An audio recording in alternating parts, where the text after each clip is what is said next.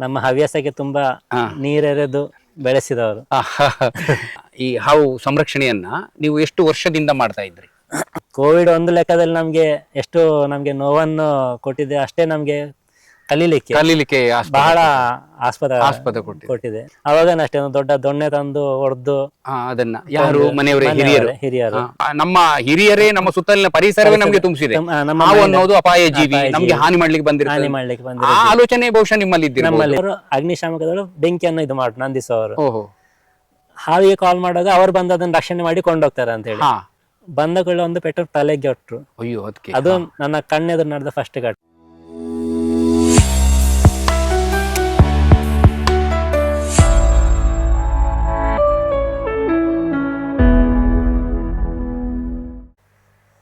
ಸ್ನೇಹಿತರೆ ನಮಸ್ಕಾರ. ಇವತ್ತೊಂದು ಹಸಿರಾದ ಪ್ರದೇಶಕ್ಕೆ ಬಂದಿದ್ದೇನೆ. ನನ್ನ ಜೊತೆ ನನ್ನ ಸ್ನೇಹಿತರೊಬ್ಬರು ಬಂದಿದ್ದಾರೆ. ಆಂಧ್ರ ಪ್ರದೇಶದ ನೆಲ್ಲೂರಲ್ಲಿ ಕೆಲಸ ಮಾಡ್ತಾ ಇದ್ದಾರೆ. ಅವರು ನಮ್ಮ ದಕ್ಷಿಣ ಕನ್ನಡ ಜಿಲ್ಲೆಯವರೇ. ರೂಪೇಶ್ ಅಂತೇಳಿ ಅವರ ಹೆಸರು. ಅವರು ಆರಂಭಿಕ ಉರಗ ಸಂರಕ್ಷಕರು. ಆ ನೆಲ್ಲೂರು ಕಡೆ ಸಾಕಷ್ಟು ಹಾವುಗಳ ಸಂರಕ್ಷಣೆಯಲ್ಲಿ ಬಹಳ ಆಸಕ್ತಿ ಪ್ರೀತಿಯಿಂದ ತೊಡಗಿಸಿಕೊಂಡವರು. ಅವರ ಜೊತೆ ಅಲ್ಲಿನ ಜೀವನ ಅನುಭವವನ್ನ, ಹಾವುಗಳು ಮತ್ತು ಜನಜೀವನದ ನಡುವೆ ಅಲ್ಲಿ ನಡೀತಾ ಇರುವಂತಹ ಸಂಘರ್ಷಗಳು, ಅವರ ಅನುಭವ, ಹಾವು ಹಿಡಿಯುವ ಆಗಿನ ಮತ್ತು ಆರಂಭದ ಅನುಭವಗಳನ್ನ ನಾನು ಈಗ ಹಂಚಿಕೊಳ್ತಾ ಇದ್ದೇವೆ ನಾವಿಬ್ರು ನಿಮ್ಮ ಜೊತೆ. ಬನ್ನಿ ಅವ್ರ ಹತ್ರ ಮಾತಾಡ್ಸೋಣ. ನಮಸ್ಕಾರ. ನಮಸ್ತೆ ಸರ್. ತಮ್ಮ ಹೆಸರು ಹೇಳಿ ಸರ್ ಪೂರ್ತಿ. ಸರ್ ನನ್ನ ಹೆಸರು ರೂಪೇಶ್ MS.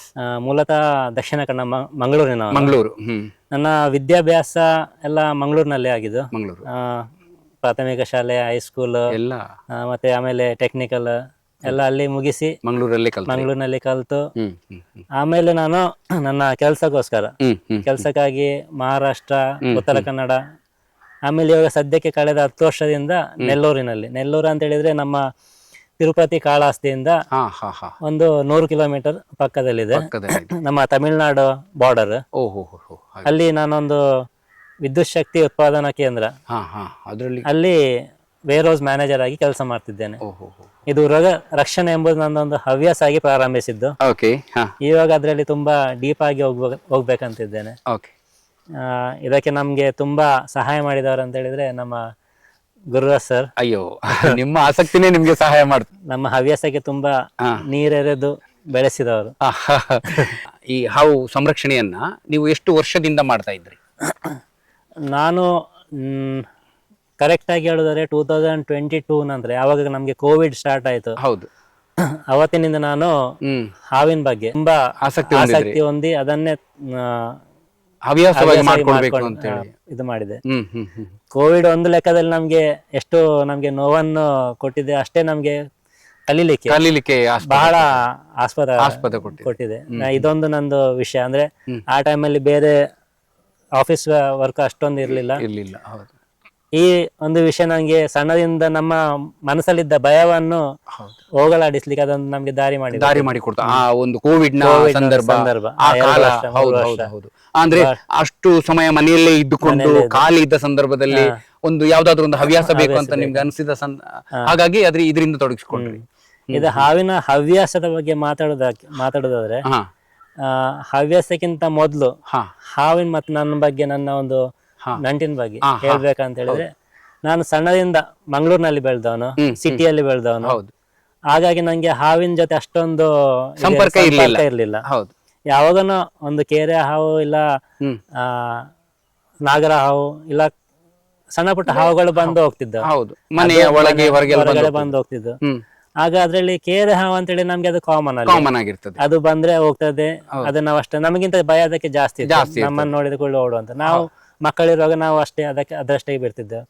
ಆದ್ರೆ ಯಾವಾಗ ಒಂದೆರಡು ನನ್ನ ಕಣ್ಣಾರೆ ನಾನು ಸಣ್ಣದಿರೋ ಬಾಲ್ಯದಲ್ಲಿರುವಾಗ ನೋಡಿರೋದು ಅಂದ್ರೆ ಕಂದೋಡಿಯನ್ನು ನೋಡಿದ ಕೂಡಲೇ, ಕಂದೋಡಿ ಅಂತ ಇದು ಖಚಿತವಾಗಿ ಗೊತ್ತಿರ್ತಿತ್ತ ನಮ್ಮ ಹಿರಿಯರಿಗೆ? ನಂಗೆ ಗೊತ್ತಿಲ್ಲ, ಅವರು ಹೇಳ್ತಿದ್ರು ಕಂದೋಡಿ ಅಂತ ಹೇಳಿ. ಕಂದೋಡಿಯ ಹೆಬ್ಬಾವ ಗೊತ್ತಿಲ್ಲ. ಅಂದ್ರೆ ಇವಾಗ ನಂಗೆ ಗೊತ್ತುಂಟು ಕಂದೋಡಿ ಯಾವ್ದು ಹೆಬ್ಬಾವ ಏನು ಅಂತ ಹೇಳಿದ್ರೆ.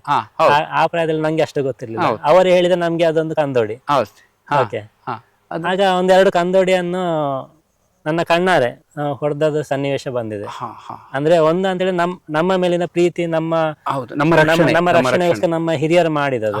ಅಂದ್ರೆ ನಾನು ಆಟ ಆಡ್ತಿರುವಾಗನೆ ಬೈ ಮಿಸ್ಟೇಕ್ ನನ್ನಿಂದ ನಾನು ನನ್ನ ಸ್ನೇಹಿತನ ಜೊತೆ ಆಟ ಆಡ್ತಿರುವಾಗ ನನ್ನ ಹ್ಮ್ ಆ, ಕಲ್ಲಿನ ಕೆಳಗಡೆ ಕೈ ಹಾಕುವ ಕಲ್ಲಿನ ಅಡಿಯಲ್ಲಿ? ಅಡಿಯಲ್ಲಿ ಒಂದು ಹಾವು ಇತ್ತು, ಸಣ್ಣ ಹಾವು, ಹಾ ಕಂದೋಡಿ ಅಂತ ಹೇಳಿ ಅಲ್ಲಿ ಅಲ್ಲೇ ಕೊಂದು ಬಿಟ್ರು ಅವರು. ಅವ್ರು ಕೊಂದು ಕೊಂದು ಮತ್ತೆ ಅದಕ್ಕೆ ಆಗ ಒಂದು ಕ್ರಮ ಇತ್ತು, ಅದ ಎಲುಬು ತಾಗಬಾರ್ದು ಅಂತ ಹೇಳಿ. ಅದು ಕನ್ನಡಿ ಹಾವಿನ ಎಲುಬು ತಾಗಿದ್ರು ಅದು ಕೊಳಿಯುತ್ತೆ ಹಾಗೆ ಎಲ್ಲ ಒಂದು ತಪ್ಪು ನಂಬಿಕೆ ಅದಕ್ಕೆ ಅವಾಗ್ಲೇ ಸುಟ್ಟು ಬಿಟ್ರು. ಸುಟ್ಟು ಬಿಟ್ರು. ಮತ್ತೆ ಇನ್ನೊಂದು ಘಟನೆ ಅಂತ ಹೇಳಿದ್ರೆ ನಮ್ಮ ಬಚ್ಚಲ್ ಮನೆ ನೀರು ಹೋಗುವ ಸ್ಥಳದಲ್ಲಿ ಬಾಳೆ ಗಿಡಗಳ ಇದಿದೆ, ಹಾ ಹಾ ಹಾ ಆ ಮೂಲೆಯಲ್ಲಿ ಒಂದು ಹಾವಿತ್ತು. ಅದು ರಾತ್ರಿ ನಡೆದದು. ಹ್ಮ್ ಅವಾಗನು ಅಷ್ಟೇ, ಅದು ನಂಗೆ ಇವಾಗ ಹೋಗ ಸ್ವಲ್ಪ ಸ್ವಲ್ಪ ಅಸ್ಪಷ್ಟ ಒಂದು ಚಿತ್ರಣ ನೆನಪಿದೆ ನೆನಪಿದೆ. ನೆನಪಿದೆ.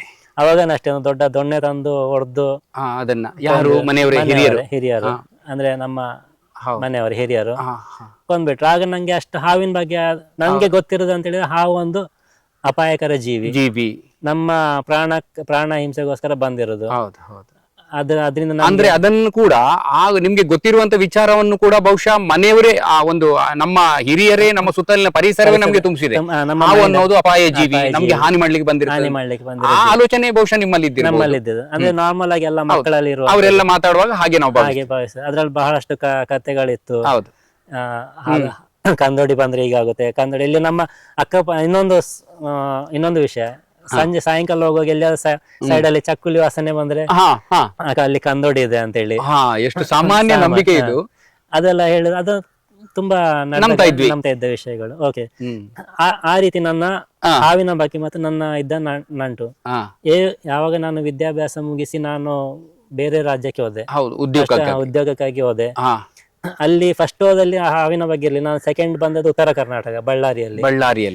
ಬಳ್ಳಾರಿ ಅಂತ ಹೇಳಿ ಸ್ವಲ್ಪ ಒಣ ಪ್ರದೇಶ, ಮತ್ತೆ ಅದು ಸ್ವಲ್ಪ ಇಂಟೀರಿಯರ್ ಆಗಿತ್ತು, ಸಿಟಿಯಿಂದ ಸ್ವಲ್ಪ ದೂರದಲ್ಲಿತ್ತು. ಸ್ವಲ್ಪ ಸುತ್ತಮುತ್ತಲ ಗುಡ್ಡಗಾಡುಗಳು. ನಮ್ಮ ಇದ್ದ ಕಂಪನಿಯಲ್ಲಿ ಹಾವುಗಳ ಇದು ಚಲನವಲನ ಬಹಳ ಇತ್ತು. ಓಕೆ, ಹಾಗೆ ನಾವು ಆಫೀಸಲ್ಲಿ ಕೆಲಸ ಮಾಡುವಾಗ ಎಲ್ಲೇ ಸಪೋಸ್ ಯಾವ್ದಾದ್ರು ಒಂದು ಹಾವು ಬಂತ ಅಂತ ಹೇಳಿದ ಕೂಡ ನಾವೊಂದು ಡಿಪಾರ್ಟ್ಮೆಂಟ್ಗೆ ಕಾಲ್ ಮಾಡ್ತಿದ್ದೆ. ಅವಾಗ ಅಲ್ಲಿ ಅವರು ಅಗ್ನಿಶಾಮಕ ದಳದವರು, ಅಂದ್ರೆ ಅವರ ಮೇನ್ ಕೆಲಸ ಎಂಬುದು ಅಗ್ನಿಗಳನ್ನು ಇದು ಮಾಡ್ಬೇಕು. ಜನರು ಅಪಾಯಕ್ಕೆ ಸಿಲುಕಿಕೊಂಡ್ರೆ ಅವನ್ನ ರಕ್ಷಣೆ ಮಾಡೋದು. ಅವರಿಗೆ ಹಾವಿನ ಬಗ್ಗೆ ಅಷ್ಟಿದ್ದಿಲ್ಲ. ಹಾವು ಅಂತ ಹೇಳಿದ್ರೆ ಓಕೆ, ಜನರ ಮೇಲೆ ಅಪಾಯ ಉಂಟಂತ ಹೇಳಿ ಹೇಗೆ ಅವರು ಅಗ್ನಿಯನ್ನು ನಾಶ ಮಾಡ್ತಿದ್ರು ಹಾಗೆ ನಂದಿಸ್ತಿದ್ರು. ಹಾಗೆ ಹಾವಿ ಬಗ್ಗೆ ಕಾಲ್ ಬಂದಾಗ ಫಸ್ಟ್ ನನ್ನ ಮೈಂಡ್ ಅಲ್ಲಿ ಅದು ಗೊತ್ತಿರ್ಲಿಲ್ಲ ಏನಂತ ಹೇಳಿ, ಅವರ ಕೆಲಸ ಏನಂತ ಹೇಳಿ ನಂಗೆ ಗೊತ್ತಿದ್ದದ್ದು ಅವರು ಅಗ್ನಿಶಾಮಕದವರು ಬೆಂಕಿಯನ್ನು ಇದು ನಂದಿಸುವವರು. ಹಾವಿಗೆ ಕಾಲ್ ಮಾಡುವಾಗ ಅವ್ರು ಬಂದು ಅದನ್ನ ರಕ್ಷಣೆ ಮಾಡಿ ಕೊಂಡೋಗ್ತಾರೆ ಅಂತ ಹೇಳಿ. ನಂಗೆ ಒಂದು ಸೈಡ್ ಅಲ್ಲಿ ಸಣ್ಣದಿಂದ ಭಯ ಇದ್ದದ್ದು, ಇನ್ನೊಂದ್ ಸೈಡ್ ಅಂತ ನಂಗೆ ಪ್ರಾಣಿಗಳ ಬಗ್ಗೆ ಸ್ವಲ್ಪ ಪ್ರೀತಿ ಜಾಸ್ತಿ. ಓಕೆ, ಅಂದ್ರೆ ಕೊಲ್ಲಿಕ್ಕೆ ಹೋಗ್ತಿರ್ಲಿಲ್ಲ, ಅದಕ್ಕೆ ಹಾನಿ ಮಾಡ್ತಿರ್ಲಿಲ್ಲ. ನನ್ನಿಂದ ಆದಷ್ಟು ನಾನು ಸ್ವಲ್ಪ ದೂರ ಇರ್ತಿದ್ದೆ. ಅದಕ್ಕೆ ಎಲ್ಲರ ಹಾನಿ ಆದ್ರೆ ನಾನು ಸ್ವಲ್ಪ ದೂರ ಓಡಿ ಹೋಗುವವನು. ಅಂದ್ರೆ ಅದಕ್ಕೆ ಕೊಲ್ಲುವವರು ಅಂತ ಹೇಳಿ ಗೊತ್ತಿದ್ರೆ, ಈಗ ನನ್ನ ಮುಂದೆ ಎಲ್ಲ ಒಂದು ಹಾವನ್ನು ಕೊಲ್ಲುವವರು ಅಂತ ಹೇಳಿ ಗೊತ್ತಿದ್ರೆ ನಾನು ಆ ಗುಂಪಿಂದ ಸ್ವಲ್ಪ ದೂರ ಹೋಗ್ತಿದ್ದೆ. ಪ್ರಕ್ರಿಯೆಯನ್ನು ನೋಡ್ಲಿಕ್ಕೆ ಆಗ್ತಿರ್ಲಿಲ್ಲ. ಓಕೆ, ಹಾಗೆ ಇಲ್ಲಿ ನಮ್ಮ ಆಫೀಸಿಗೆಲ್ಲ ಹಾವು ಬರ್ತಿರುವಾಗ ನಾನು ಕಾಲ್ ಮಾಡಿದ್ದೆ ಅಗ್ನಿಶಾಮಕ. ಓಕೆ, ಬರ್ತಾರೆ, ಇಟ್ಕೊಂಡು ಹೋಗ್ತಾರೆ ಅಂತ ನನ್ನ ಥಾಟ್. ಅದು ಬಂದ್ರೆ ಅವರು ದೊಡ್ಡ ಕಬ್ಬಿಣದ ರಾಡ್ ಬಂದ ಕೂಡಲೇ ಒಂದು ಪೆಟ್ಟು ತಲೆಗೆ ಹೊಟ್ರು. ಅದು ನನ್ನ ಕಣ್ಣೆದುರು ನಡೆದ ಫಸ್ಟ್ ಘಟನೆ. ಅದು ಹೇಳಿದ್ರೆ ಕೇರೆ ಹಾವು. ಅಂದ್ರೆ ನಮ್ಗೆ ಹಾವು ಅಂತ ಹೇಳಿದ್ರೆ ಎಲ್ಲ ವಿಷಕಾರಿ ಅಂತ ನಾಲೆಜ್ ಇರ್ಲಿಲ್ಲ, ಅವರಿಗೂ ಗೊತ್ತಿಲ್ಲ.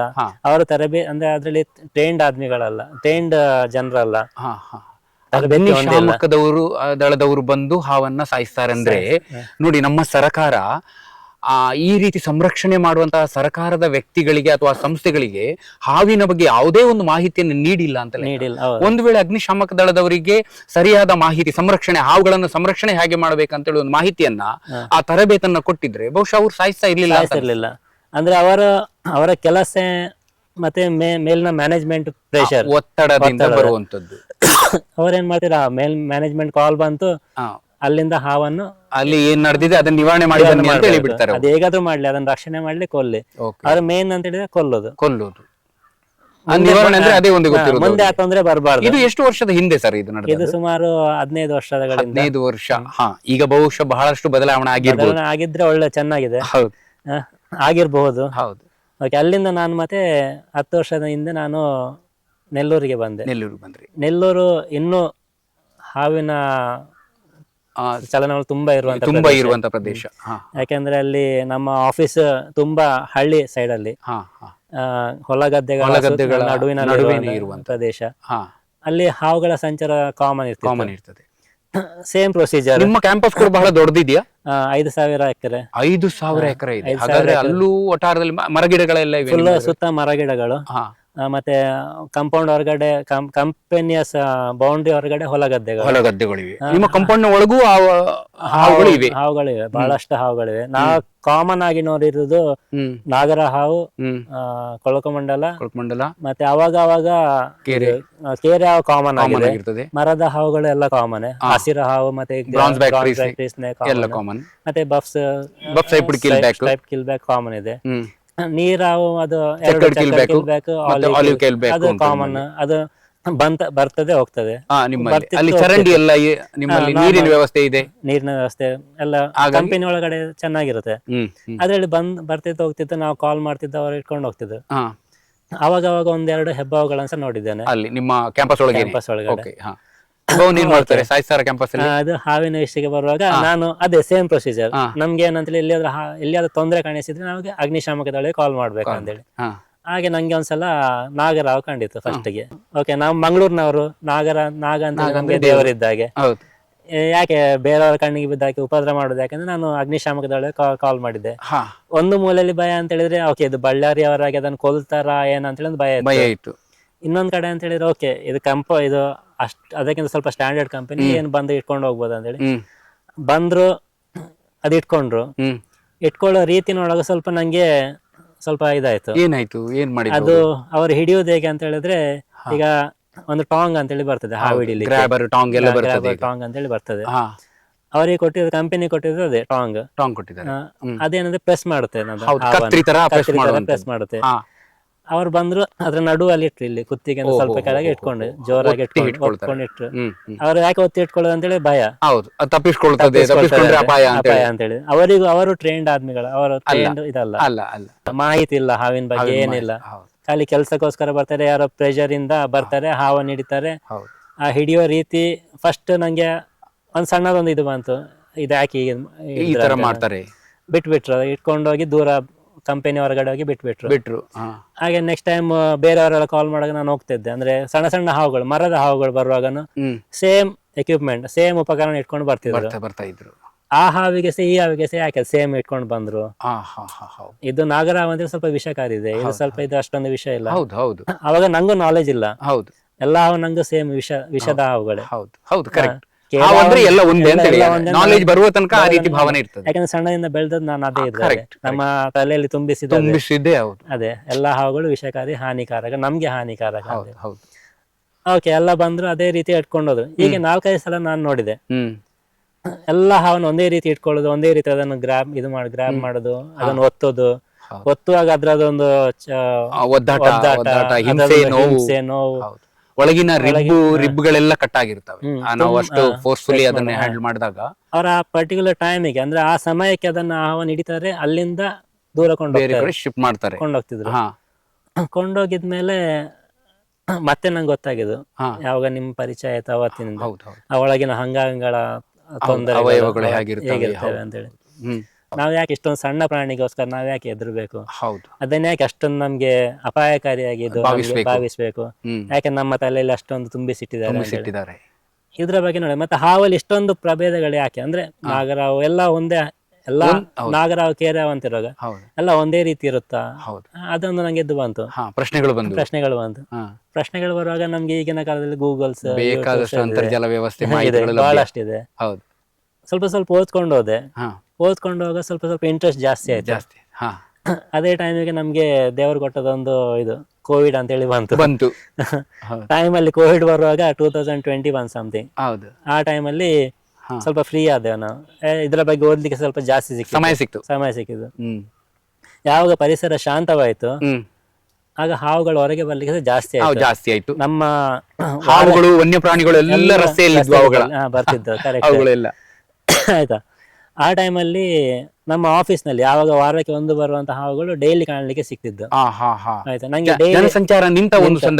ಸಂದರ್ಭ ಡೈಲಿ ಎಲ್ಲ ಹಾವುಗಳು, ಖಾಲಿ ನಾಗರ ಇದ್ದ ಬದ್ದ ಎಲ್ಲ ಹಾವುಗಳು ಕಾಣಲಿಕ್ಕೆ. ಅಂದ್ರೆ ನಮ್ಮ ಜನರ ಓಡಾಟನೇ ಇರ್ಲಿಲ್ಲ ಆ ಸಂದರ್ಭ.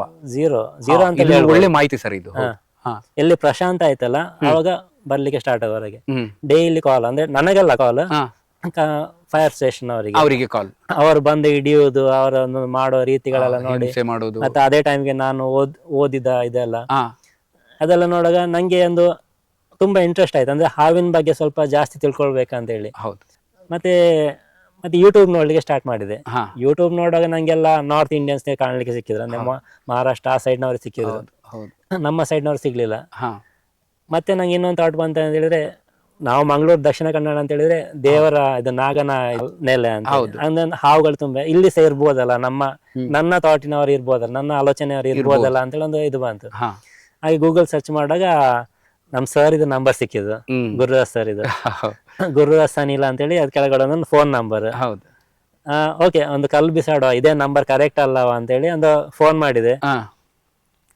ಫೋನ್ ಮಾಡಿದ ಮೊದಲ ಕಾಲ್ ನಾನು, ಸರ್ ನೀವು ಗುರುದಾಸ್ ಅನಿಲ ಉರಗ ರಕ್ಷಕರ ಅಂತ ಕೇಳಿದೆ. ಹೌದು ನಾನೇ, ಉಡುಪಿಯವರು ಆಗಿ ಹೇಳಿದ್ರು. ಆ ಒಂದು ನಿಮಿಷದ ನಾನು ಒಂದು ಖಾಲಿ ಕೇಳಲಿಕ್ಕೋಸ್ಕರ ಮಾಡಿದ್ದ ಕಾಲ್ ಸರಿಸುಮಾರು 3/4 ಗಂಟೆ ಸರ್ ಮಾತಾಡಿದ್ರು. 3/4 ಗಂಟೆ ತಮ್ಮ ಅನುಭವ, ತಮ್ಮ ಏನ್ ಹೇಳ್ತಾರೆ ಮಾಹಿತಿಯನ್ನ ನಿಮ್ಮ ಜೊತೆ ನಾನು ಶೇರ್ ಮಾಡಿದೆ. ಅದು ಒಂದು ಕಾರಣ, ನಿಮ್ಮ ಜೊತೆ ಅಷ್ಟು 3/4 ಗಂಟೆ ನಾನು ಮಾತಾಡ್ಲಿಕ್ಕೆ ಒಂದು ಕಾರಣ, ನಿಮ್ಮ ಮಾತಲ್ಲಿದ್ದಂತ ಒಂದು ಕಾಳಜಿ, ಆ ಜೀವಿಗಳ ಬಗ್ಗೆ ಕಾಳಜಿ, ಪ್ರೀತಿ, ಅವುಗಳನ್ನು ಸಂರಕ್ಷಣೆ ಮಾಡಬೇಕು ಅನ್ನೋ ಒಂದು ನಿಮ್ಮಲ್ಲಿ ಆ ಒಂದು ಯೋಚನೆ ಇದ್ದದ್ದು ನನಗೆ ತಿಳಿಯಿತು. ಆವಾಗ ನನ್ಗನ್ನಿಸ್ತು, ಇದು ಸರಿಯಾದ ವ್ಯಕ್ತಿ, ಇಂಥವರಿಗೆ ನಾವು ನಮ್ಮಲ್ಲಿರುವಂತ ನಾಲೆಜ್ ಅನ್ನು ಶೇರ್ ಮಾಡ್ಕೊಂಡ್ರೆ ಬಹುಶಃ ಅವರು ವಾಸ ಮಾಡುವಂತ ವಟಾರದಲ್ಲಿರುವಂತಹ ಹಾವುಗಳು ಉಳಿದುಕೊಂಡವಂತ ನನ್ಗನ್ನಿಸ್ತು. ಹಾಗೆ ನಿಮ್ಮ ಹತ್ರ 3/4 ಗಂಟೆ ಮಾತಾಡಿದೆ, ಮತ್ತೆ ನಿರಂತರವಾಗಿ ನಾವು ಟಚ್ ಅಲ್ಲಿ ಇದ್ವಿ ಡೈಲಿ. ಅಲ್ಲಿಂದ ನಮ್ದು ಕಾಲ್ ಕನ್ವರ್ಸೇಷನ್, ಸಂಭಾಷಣೆ ಬಹಳ ನಡೀತು. ಬಹಳ ಅಂತ ಹೇಳಿದ್ರೆ ತುಂಬಾ ವರ್ಷದಿಂದ ಈಗ ತುಂಬಾ ನಾನು ಕಾಲ್ ಮಾಡಿದ್ದೆ. ಹೌದು, ನೀವು ಅವಾಗ ವಿಷಯಗಳು ನನಗೆ ತೊಂದರೆ ಆಗ್ತದೆ ಏನೋ, ಕಿರಿಕಿರಿ ಮಾಡ್ತಾರೆ ಹಾಗೆ ಹೇಳಿದೆ. ಇಲ್ಲ, ನಾನು ನನ್ನ ವೀಕ್ಷಕರಿಗೂ ನನ್ನ ಸ್ನೇಹಿತರಿಗೂ ನಾನು ಹೇಳುದು, ಆತರ ಹಾವಿನ ಬಗ್ಗೆ ಏನಾದ್ರೂ ಮಾಹಿತಿ ಬೇಕಿದ್ರೆ ನೀವು ಯಾವುದೇ ಸಮಯದಲ್ಲಿ ಎಷ್ಟು ಹೊತ್ತು ಬೇಕಾದ್ರೂ ನನ್ನ ಹತ್ರ ಮಾತಾಡಬಹುದು, ಚರ್ಚೆ ಮಾಡಬಹುದು, ಪ್ರಶ್ನೆ ಕೇಳಬಹುದು. ಯಾಕಂದ್ರೆ ಒಂದಷ್ಟು ವರ್ಷದಿಂದ ನಾನು ಪ್ರಕೃತಿಯಿಂದ ಪಡೆದಂತ ಜ್ಞಾನವನ್ನ ನಾನು ಮತ್ತೆ ಅದನ್ನ ಶೇರ್ ಮಾಡ್ಕೊಳ್ಳದಿದ್ರೆ ಅದು ನಾಯಿ ಮಲೆ ಹಾಲಾಗಿ ಬಿಡ್ತದೆ. ಹಾಗಾಗಬಾರ್ದು. ಆದಷ್ಟು ನಾವು ಜನರಲ್ಲಿ ಆ ಜಾಗೃತಿಯನ್ನು ಮೂಡಿಸ್ತಾ ಆ ಜೀವಿಗಳನ್ನ ಸಂರಕ್ಷಣೆ ಮಾಡೋದು ನಮ್ಮ ಕರ್ತವ್ಯ ಅಂತ ನನ್ನ ಭಾವನೆ. ಕರೆಕ್ಟ್. ಹಾವು ಯಾಕೆ ಹಾಲು ಕುಡಿತದೆ ಅಂತ ಹೇಳಿ ಕೇಳುದು, ಹಾಲು ಕುಡಿತದೆ ಇಲ್ಲವಾ ಅಂತ ಹೇಳಿ. ನಾನು ಇವರ ಕೇಳಿದ ಹಾಲು ಯಾಕೆ ಹಾವು ಕುಡಿತದೆ ಅಂತ ಹೇಳಿ.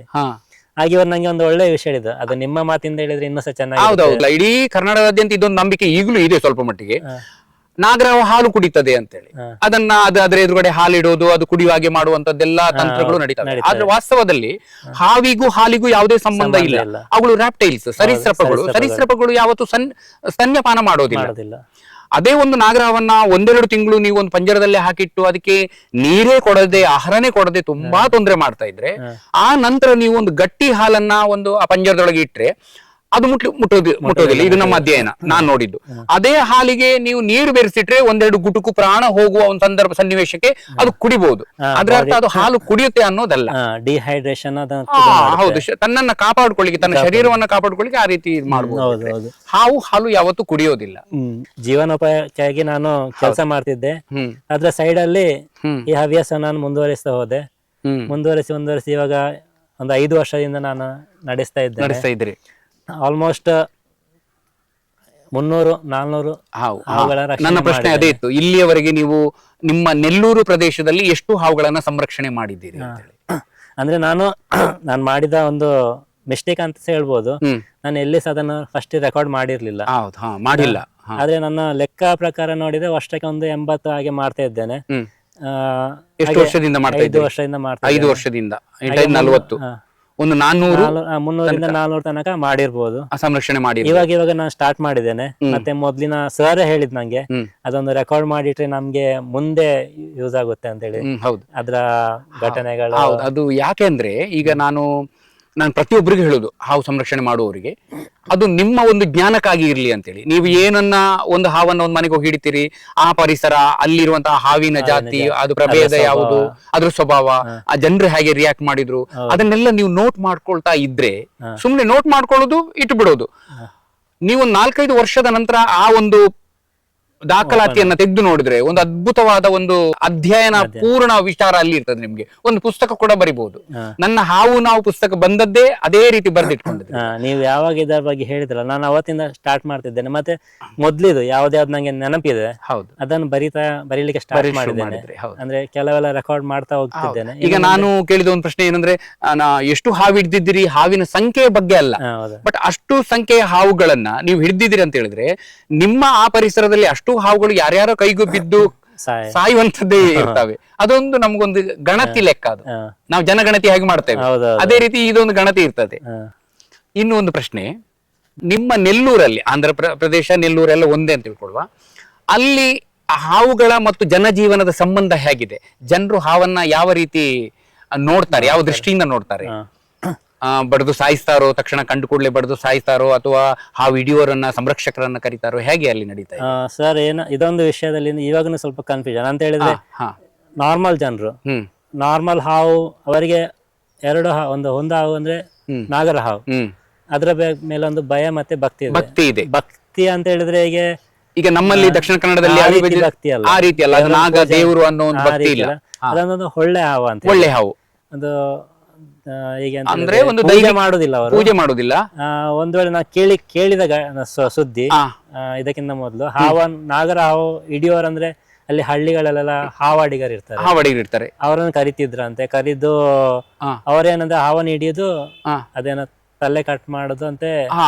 ಅದಾದ್ಮೇಲೆ ಪಾಪ ಪರಿಹಾರಕ್ಕೋಸ್ಕರ ಹಾಲಿನ ತಲೆಗೆ ಹಾಲು ಹಾಕೋದು, ಮತ್ತೆ ಅದ್ಯಾವ್ದೊಂದು ಮರದ ಅಡಿಯಲ್ಲಿ ಹೋಗಿ ಇರ್ತಿದ್ರಂತೆ. ಎಲ್ಲಿ? ನಿಮ್ಮ ನೆಲ್ಲೂರಲ್ಲಿ. ನೋಡಿ ಸರ್, ನಿಮ್ಮ ಮಾತಿಗೆ ಅಡ್ಡ ಬಂದೆ. ನಮ್ಮ ಇಲ್ಲಿ ಕೂಡ ಆ ಘಟನೆ ಒಂದು ವರ್ಗದ ಜನರು ಮಾಡ್ತಾ ಇದ್ರು. ಈಗ ಇಲ್ಲ, ಈಗ ನನ್ನ ಗಮನ ಬರ್ಲಿಲ್ಲ. ಅವ್ರು ಏನ್ ಮಾಡ್ತಾರಂದ್ರೆ, ಅವರ ವಠಾರಕ್ಕೆ, ನನ್ನ ಪುಸ್ತಕದಲ್ಲಿ ಈ ಮಾಹಿತಿಯನ್ನು ಕೊಟ್ಟಿದ್ದಾರೆ, ಅವರ ವಠಾರಕ್ಕೆ ಹಾವುಗಳು ಬಂದ್ರೆ ಅಥವಾ ಮನೆಯೊಳಗೆ ಹಾವು ಬಂದ್ರೆ ಅದನ್ನ ಹೊರಗೆ ಕಳಿಸುವಂತ ಒಂದು ಪ್ರಕ್ರಿಯೆ ಮಾಡ್ತಾರೆ, ಸಾರ್ತಾರೆ. ಅದನ್ನ ಸಾರುವುದಂದ್ರೆ ಕೈ ಮುಗ್ದು ಬೇಡೋದು, ನೀನು ಇಲ್ಲಿಂದ ಹೊರಟೋಗು 3 ಸಲ ಆ ರೀತಿ ಸಾರ್ತಾರಂತೆ. 3 ಸಲಕ್ಕೆ ಸಾರಿ ಅದು ಅಲ್ಲಿಂದ ಹೋಗದಿದ್ರೆ ಅದನ್ನ ಸಾಯಿಸ್ತಾರೆ. ಯಾವ ರೀತಿ ಸಾಯ್ತಾರೆ ಅಂದ್ರೆ, ತಲೆ ಕಡ್ದು, ನೀವು ಹೇಳಿದಾಗೆ ತಲೆಯನ್ನ ಕಡ್ದು ಅದರ ಮುಂಡ ಬೇರೆ ಮಾಡ್ತಾರೆ. ಅದರ ಮುಂಡವನ್ನ, ತಲೆಯನ್ನ ಗೋಸಂಪಿಗೆ ಮರ ಇದೆಯಲ್ಲ, ಈ ಹಾಲು ಬರ್ತದೆ ಅದ್ರಲ್ಲಿ ಬಿಳಿ ಸೊನೆ ಬರುವಂತ ಗೋಸಂಪಿಗೆ ಮರ, ಅದರ ಬುಡದಲ್ಲಿ ಹೊಂಡ ತೋಡಿ ಅದರ ಹಾವಿನ ಬಾಯಿಯನ್ನ ಮೇಲ್ಮುಖ ಮಾಡಿ ಅದನ್ನು ಹೂಳ್ತಾರೆ, ಮತ್ತೆ ಮರಕ್ಕೊಂದು ತೂತು ಮಾಡ್ತಾರೆ.